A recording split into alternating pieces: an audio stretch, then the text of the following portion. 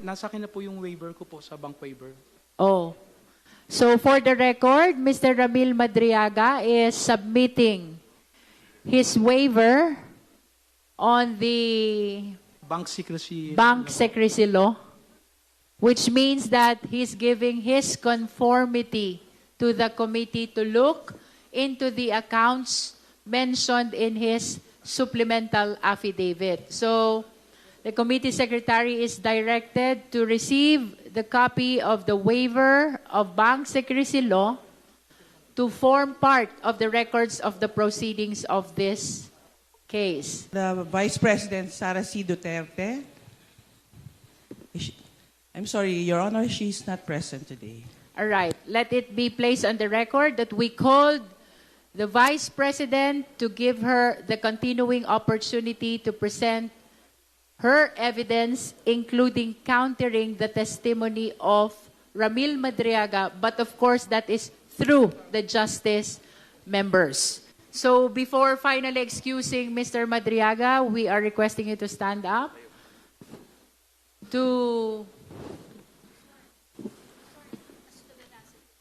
Madam swear Chair. us to the veracity of your waiver. Nauunawaan niyo po ba itong waiver ng bank secrecy na law na ito at ang magiging epekto nito?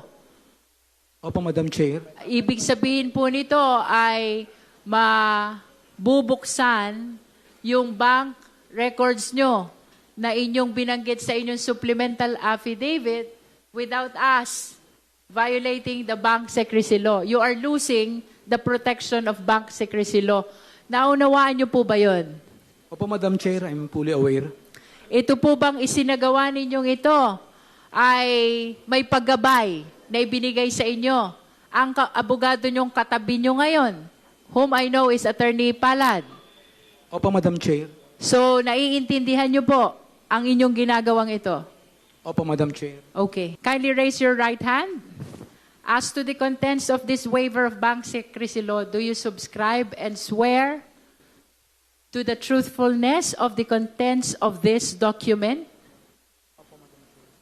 You do. Opo, Madam Chair, I do. Thank you. So you may take your seat. Salamat po. Again, for the record, this waiver of bank secrecy law will be received by the COMSEC to form part of the records of our proceeding today.